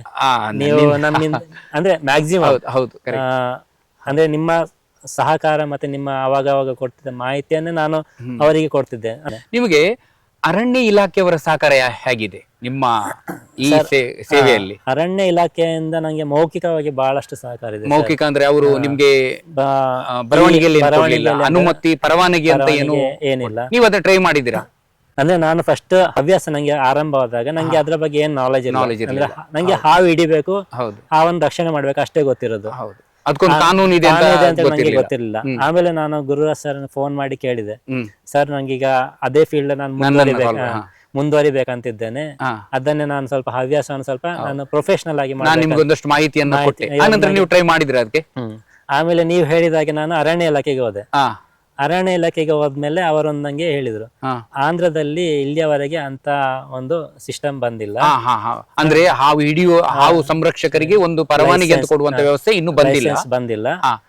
ನಿಮ್ಗೆ ನೀವು ಬೇಕಾದ್ರೆ ಅದೇ ಫೀಲ್ಡ್ ಅಲ್ಲಿ ಮುಂದುವರಿರಿ, ನಮ್ಮ ಸಹಕಾರ ಇದೆ ಅಂತ ಹೇಳಿ ಅವ್ರು ಯಾಕೆ ಸಹಕಾರ ಕೊಟ್ಟಿದೆ ಅಂತ ಹೇಳಿದ್ರೆ, ಅಲ್ಲಿ ಅವರಿಗೆ ನಾನು ಅವರನ್ನು ಅಪ್ರೋಚ್ ಆಗೋ ತನಕ, ಅವರನ್ನು ಮೀಟ್ ಆಗೋ ತನಕ, ಅಲ್ಲಿಯ ತನಕ ಯಾರು ಅರಣ್ಯ ಇಲಾಖೆಗೆ ಹೋಗಿ ಹಾವು ರಕ್ಷಣೆ ಮಾಡೋರು ಅನುಮತಿ ಕೊಟ್ಟು ಕೇಳೋರು ಬಂದಿರ್ಲಿಲ್ಲ. ಅಂದ್ರೆ ಅದೊಂದು ಹೇಳ್ತಾರಲ್ಲ, ವೈದ್ಯರು ಹೇಳಿದ್ದು ಹಾಲು ರೋಗಿ ಬಯಸಿದ್ದು ಹಾಲುವನ್ನ ವೈದ್ಯರು ಕೊಟ್ಟದ್ದು ಹಾಲುವನ್ನ ಅಂತ ಹೇಳಿ ಅಂದ್ರೆ ಅವರಿಗೆ ಅಂತ ಒಂದು ಸಂದರ್ಭ ಬಂತು. ಅಂದ್ರೆ ಅವರು ಬಹಳಷ್ಟು ಜನ ಹುಡುಕ್ತಿದ್ರು ಯಾರು ಮುಂದೆ ಬರ್ತಾರೆ ಅಂತ ಹೇಳಿ. ಅವರಿಗೂ ಗೊತ್ತಿಲ್ಲ. ಹಳ್ಳಿಯಲ್ಲ ಅಷ್ಟೇ ತನಕ ಎಲ್ಲ ಕಾಲ್ ಬಂದ ಕೂಡಲೇ ನಮ್ಮ ಡಿಪಾರ್ಟ್ಮೆಂಟ್ ಯಾರಿಲ್ಲ, ನೀವು ನೋಡ್ಕೊಳ್ಳಿ ಅಂತ ಹೇಳ್ತಿದ್ರು ಅವರು. ಅಂದ್ರೆ ಅದೇ ನಂಗೆ ಆನ್ಸರ್ ಬಂತು ಆವಾಗ. ಒಟ್ಟಾರೆ ನಿಮ್ಗೆ ಅವರದ್ದೊಂದು ಮೌಖಿಕವಾಗಿ ಸಹಕಾರ ಇದೆ, ಸಹಕಾರ ಬಹಳಷ್ಟಿದೆ, ಬಹಳ ಒಳ್ಳೇದು, ಬಹಳ ಇದೆ. ಅಂದ್ರೆ ನಂಗೆ ಎಲ್ಲಿ ನೆಲ್ಲೂರಲ್ಲಿ ಫಸ್ಟ್ ಅವರಿಗೆ ಎಲ್ಲಿಂದ ಕಾಲ್ ಬಂದ್ರು, ನೆಲ್ಲೂರು ಜಿಲ್ಲೆಯಲ್ಲಿ ಅರಣ್ಯ ಇಲಾಖೆ ಇಲಾಖೆಯಿಂದ ಕಾಲ್ ಬಂದ್ರೆ ಫಸ್ಟ್ ಕಾಲ್ ಬರ್ತಿದ್ ನನಗೆ, ಕಾಂಟ್ಯಾಕ್ಟ್ ಮಾಡ್ತೇನೆ. ಬೆಳಿಗ್ಗೆ ಹಗಲು ರಾತ್ರಿ ಯಾವಾಗನೇ ಇರ್ಲಿ, ಫಸ್ಟ್ ನಂಬರ್ ಫೀಡ್ ಆಗಿರೋದು ನನ್ನದೇ. ಈ 4 ವರ್ಷದಲ್ಲಿ ನಿಮ್ಗೆ ಈವರೆಗೆ ಹಾವುಗಳು ಕಚ್ಚಿವೆ? ವಿಷದ ಹಾವುಗಳು, ವಿಷರಹಿತ ಹಾವುಗಳು ಯಾವ್ದಾದ್ರು ಕಚ್ಚಿದ? ಒಂದು ವಿಷರಹಿತ ಹಾವುಗಳು ನಂಗೆ ಸ್ಟಾರ್ಟಿಂಗ್ ಅಲ್ಲಿ ಬಹಳಷ್ಟು ಕಚ್ಚಿದೆ, ಎಲ್ಲ ಕಚ್ಚಿದೆ. ಯಾಕೆಂದ್ರೆ ಅವಾಗ ನಂಗೆ ಗೊತ್ತಿಲ್ಲ ಹೇಗೆ, ನಂಗೆ ಖಾಲಿ ರಕ್ಷಣೆ ಗೊತ್ತಿಲ್ಲ, ಅದನ್ನ ಹಿಡಿಬೇಕಂತ ಹೇಳಿ ಗೊತ್ತುಂಟು ಅಷ್ಟೇ. ಅದನ್ನ ಹಿಡಿದು ಆಚೆ ಹಾಕ್ಬೇಕಂತ ಗೊತ್ತು. ಆ ಹಿಡಿಯುವಿಕೆಯಲ್ಲಿ ನಂಗೆ ಬಹಳಷ್ಟು ಕಚ್ಚಿದೆ. ನಾರ್ಮಲ್ ಕೆರೆ ಹಾವು, ಮರದ ಹಾವು ಕಚ್ಚಿದೆ,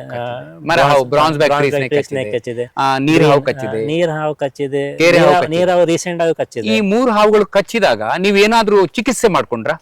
ಚಿಕಿತ್ಸೆ ಅಂತ ಹೇಳಿ ನಾನು ನಾರ್ಮಲ್ ಆಗಿ ಟಿಟಿ ಇಂಜೆಕ್ಷನ್ ತಗೊಳ್ತೀರಿ. ಅಂದ್ರೆ ಕಚ್ಚಿದ ಮರುದಿನ ತಕೊಂಡ್ರ ಅವತ್ತೇ ತಕೊಂಡ್ರ ಹೇಗೆ? ಮರುದಿನ ಹೋಗಿ ಅಂದ್ರೆ ನಾನು ಫಸ್ಟ್ ನಾನು ಅಲರ್ಜಿ ನೋಡ್ತಿದ್ದೆ ನಾನು, ಅಂದ್ರೆ ನಂಗೆ ಹೇಗೆ ರಿಯಾಕ್ಟ್ ಆಗ್ತದೆ. ಇದು ನಿಮ್ಮ ಬಹಳ ಒಳ್ಳೆಯ ಆಲೋಚನೆ. ಯಾಕಂದ್ರೆ ಈಗ ಒಂದು ನಂಬಿಕೆ ಇದೆ, ವಿಷಕಾರಿ ಹಾವುಗಳು ಕಚ್ಚಿದ್ರೆ ಹೇಗೆ ಔಷಧಿ ಬೇಕು ನಮ್ಗೆ, ವಿಷರಹಿತವಾದ ಹಾವು ಕಚ್ಚಿದ್ರೆ ಇದು ಕೇರೆ ಹಾವು ಇರ್ಬೋದು, ನೀರ್ ಹಾವು ಇರ್ಬೋದು, ಬ್ರಾನ್ಸ್ ಬ್ಯಾಕ್ಟರಿ ಸ್ನೇಕ್ ಅಥವಾ ವಿಷರಹಿತವಾದ ಯಾವ ಹಾವು ಕಚ್ಚಿದ್ರು ನಾವು ಟಿಟಿ ಅಥವಾ ನಂಜು ನಿರೋಧಕ ಔಷಧಿಯನ್ನು ತೆಗೆದುಕೊಳ್ಳುವುದು ಒಳ್ಳೆಯದು. ಯಾಕಂದ್ರೆ ಅವುಗಳು ಆ ಜೀವಿಗಳು, ವಿಷರಹಿತ ಹಾವುಗಳು ಕಚ್ಚುವಾಗ ಅವುಗಳ ಬಾಯಲ್ಲಿ ಬೇರೆ ಬೇರೆ ಜೀವಿಯನ್ನು ತಿಂದಿರ್ತವೆ, ಬ್ಯಾಕ್ಟೀರಿಯಾಗಳು ಇರ್ಬೋದು, ವೈರಸ್ಗಳು ಇರ್ಬೋದು.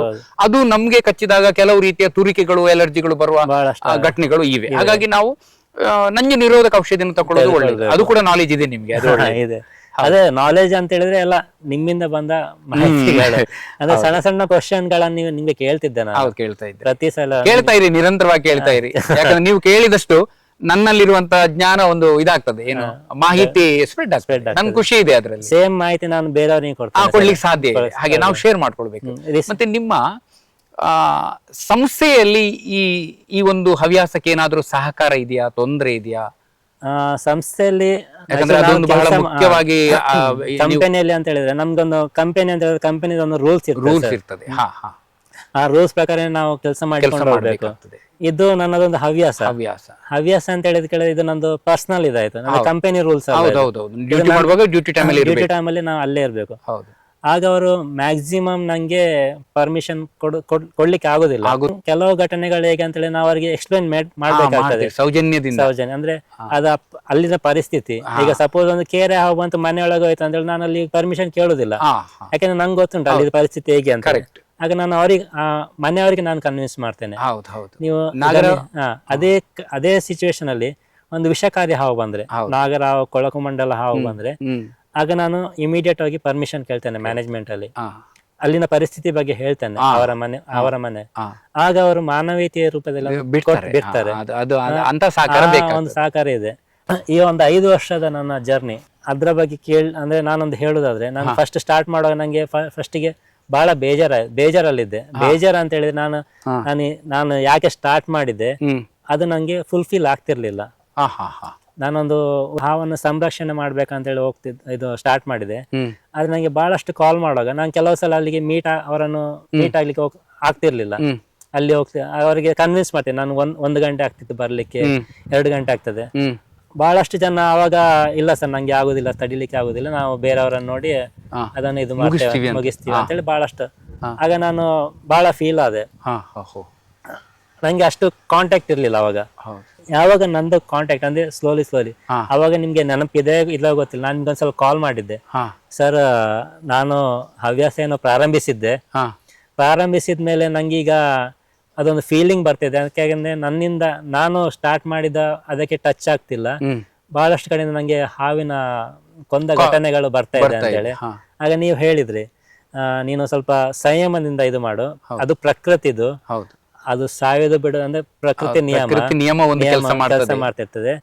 ನೀನು ನಿನ್ನ ಕೆಲಸವನ್ನು ಮುಂದುವರಿಸು, ನೀನು ಒಂದು ಸ್ಟೇಜಿಗೆ ಬಂದ್ಮೇಲೆ ಅವರಾಗಿ ನಿನ್ನ ಕಡೆ ಬರ್ತಾರೆ, ಅವರಿಗೂ ನಿನ್ನ ಅಂದ್ರೆ ಅವಶ್ಯಕತೆ ಬೀಳ್ತದೆ, ಹಾವಿನ ಬಗ್ಗೆ ಅವರಿಗೂ ಒಂದು ಹೌದು ನಾಲೆಜ್ ಸಿಗ್ತದೆ ಅಂತೇಳಿ. ಈಗ 5ನೇ ವರ್ಷ, ನನಗೆ 5ನೇ ವರ್ಷ ಕಾಲಿಡುವಾಗ ನಂಗೆ ಮುಂದೆ ಆ ಹಿಂದಿನ ಸ್ಟೇಜ್ ಮತ್ತೆ ಈಗಿನ ಸ್ಟೇಜ್ ಬಹಳ ನಂಗೆ ತೃಪ್ತಿ ಅನಿಸ್ತಿದೆ.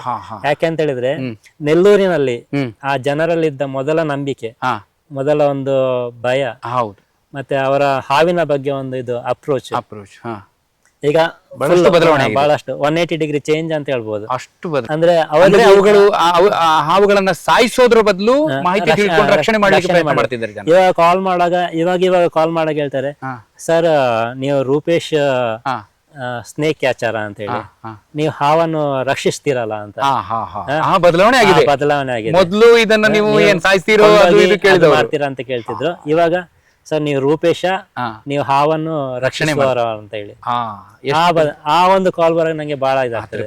ಅಂದ್ರೆ ಸ್ಟಾರ್ಟ್ ಮಾಡಿದ್ದು ನಂಗೆ ಒಂದು ಸಂತೃಪ್ತಿ ಇದೆ. ಇನ್ನು ಬಹಳಷ್ಟು ಜನರಿದ್ದಾರೆ, ಇಲ್ಲ ಅಂತ ಏನಲ್ಲ, ಆದ್ರೆ 100 ಅಲ್ಲಿ ಒಂದು 70% ನಾನೊಂದು ಬದಲಾವಣೆ ಆಗಿದೆ. ಅದು ದೊಡ್ಡ ಬೆಳವಣಿಗೆ ಸರ್. ಈಗ ಹಾವು ಸಂರಕ್ಷಕರಿಂದ ನಡಿಬೇಕಾದದೆ ಒಂದು ಪರಿಸರದಲ್ಲಿರುವಂತಹ ಜನರ ನಂಬಿಕೆ, ತಪ್ಪು ನಂಬಿಕೆಗಳನ್ನ ಹೋಗಲಾಡಿಸಿ ಅವರನ್ನ ವಿಶ್ವಾಸಕ್ಕೆ ತೆಗೆದುಕೊಂಡು ಅವರಿಗೆ ಆ ಮಾಹಿತಿಯನ್ನ ನಾವು ರವಾನೆ ಮಾಡಿದಾಗ ಅಲ್ಲಿ ಒಳ್ಳೆಯ ಒಂದು ಬೆಳವಣಿಗೆ ಆಗ್ತದೆ, ಆ ಜೀವಿಗಳು ಸಮೃದ್ಧವಾಗಿ ಬೆಳೀತದೆ. ಅದಕ್ಕೆ ನೀವು ಕಾರಣೀಕರ್ತರಾದ್ರಿ, ನನಗೆ ತುಂಬಾ ಖುಷಿ ಆಗುವಂತ. ಇನ್ನೊಂದು ಎಕ್ಸಾಂಪಲ್ ಅಂತ ಹೇಳಿದ್ರೆ, ನಾನು ನಿಮ್ಮಿಂದ ಪಡೆದ ಮಾಹಿತಿ ಮತ್ತೆ ನೀವು ಕೊಟ್ಟ ಪುಸ್ತಕದ ಒಂದು ಇದು ಹಾವು ನೋವು, ಅದರಿಂದ ಪಡೆದ ಸಣ್ಣ ಸಣ್ಣ ನಾಲೆಜ್ಗಳು ಹೆಚ್ಚು ನಾನು ತಿಳ್ಕೊಂಡವನಂತಲ್ಲ, ಅದನ್ನ ನಾನು ಸೇಮ್ ಇದನ್ನ ನನ್ನ ಅಗ್ನಿಶಾಮಕ ಟೀಮಿಗೆ ಸಹ ರವಾನೆ ಮಾಡಿದೆ, ಟ್ರೈನ್ ಮಾಡಿದೆ. ಆ ರೀತಿ ಬದಲಾವಣೆ ಆಗಿದೆ. ಇವಾಗನು ಕೆಲವರು ಕಾಲ್ ಮಾಡಿ ಕೇಳ್ತಿದ್ದಾರೆ, ಅಂದ್ರೆ ನಮ್ಗೆ ಸ್ವಲ್ಪ ಟ್ರೈನಿಂಗ್ ಬೇಕು, ನಂಗೆ ಅದ್ರ ಇದು ಬೇಕಾ ಅಂತ ಹೇಳಿ. ಬಹಳಷ್ಟು ಅಪ್ರೋಚ್ ಬಂದಿದೆ, ಪಬ್ಲಿಕ್ ಇಂದನು ಬಂದಿದೆ. ಅದೊಂದು ನಂಗೆ ಈಗ ತೃಪ್ತಿ, ಅಂದ್ರೆ ಈ ಫೀಲ್ಡ್ಗೆ ಇಳ್ದ ಮೇಲೆ ನಾನು ಬಂದದೊಂದು ಸಾರ್ಥಕ ಅಂತ ಆಯ್ತು ಅಂತ ಹೇಳ್ಬೋದು. ಪ್ರಕೃತಿಯೇ ನಮ್ಮನ್ನೆಲ್ಲ ಆಯ್ಕೆ ಮಾಡಿದೆ. ಈ ಸಂರಕ್ಷಕರು ಒಂದು ಕಡೆ ಅದನ್ನ ನಾಶ ಮಾಡುವ ಇದನ್ನೂ ಕೂಡ ಪ್ರಕೃತಿಯೇ ಸೃಷ್ಟಿ ಮಾಡಿರ್ಬೋದು, ಸಂರಕ್ಷಣೆಗೂ ಸೃಷ್ಟಿ ಮಾಡಿರ್ಬೋದು, ನಾವು ಕಾರಣೀಕರ್ತರಾಗಿರ್ಬೋದು. ನಮ್ಮ ಅದೃಷ್ಟ ಅದು, ನಮ್ಗೆ ಆ ಒಂದು ಉತ್ತಮ ಒಂದು ಕಾರ್ಯ ಸಿಕ್ಕಿ. ಆ ನಿಟ್ಟಿನಲ್ಲಿ ನೀವು ತುಂಬಾ ಕೆಲಸ ಮಾಡ್ತಾ ಇದ್ದೀರಿ. ಇನ್ನು ಮುಂದಕ್ಕೂ ಸಾಕಷ್ಟು ಸಂರಕ್ಷಣೆಯನ್ನ ಮಾಡಿ ನಿಮ್ಮ ಹೆಚ್ಚಿನ ಸಮಯವನ್ನ ಆ ಜೀವಿಗಳನ್ನ ಸಂರಕ್ಷಣೆ ಮಾಡ್ಕೊಳ್ಳಿಕ್ಕಾಗಿ ಇಟ್ಟುಕೊಳ್ಳಿ. ಅದೊಂದು ಒಳ್ಳೆಯ ಹವ್ಯಾಸ ಆಗ್ಲಿ ಅಂತ ಹೇಳಲಿಕ್ಕೆ ಇಷ್ಟಪಡ್ತೇನೆ. ನಮಸ್ಕಾರ. ಧನ್ಯವಾದಗಳು. ಸ್ನೇಹಿತರೆ, ಸುಮಾರು 1 ಗಂಟೆಯವರೆಗೆ ನಾನು ನನ್ನ ಗೆಳೆಯ ರೂಪೇಶ್ ಅವ್ರ ಜೊತೆ ಅವರ ಅನುಭವವನ್ನ ಹಂಚಿಕೊಳ್ಳುವಂತ ಮಾತುಕತೆಗಳನ್ನ ಆಡಿದ್ವಿ ನಾವು. ಅವರಿಗೆ ಈ ಸಂದರ್ಭ ನನ್ನ ವಾಹಿನಿ ಪರವಾಗಿ ಧನ್ಯವಾದವನ್ನು ಅರ್ಪಿಸ್ತಾ, ನನ್ನದೊಂದು ಕೃತಿ ಕಮರಿದ ಸತ್ಯಗಳು ಚಿಗುರಿದ ಸುದ್ದಿಗಳು ಅನ್ನೋ ಒಂದು ಲೇಖನ ಸಂಕಲನವನ್ನ ಅವ್ರಿಗೆ ಕೊಡ್ತಾ ಇದ್ದೇನೆ. ತಗೊಳ್ಳಿ ಸರ್, ಇದನ್ನ ನೀವು ಓದಿ. ಸಾಕಷ್ಟು ಹಾವುಗಳ ವಿಚಾರ ಇದೆ ಇದರಲ್ಲಿ, ಓದಿ. ಧನ್ಯವಾದಗಳು ಸರ್. ತುಂಬಾ ಥ್ಯಾಂಕ್ ಯು. ಸಹಕಾರ ಬೇಕು. ಓಕೆ.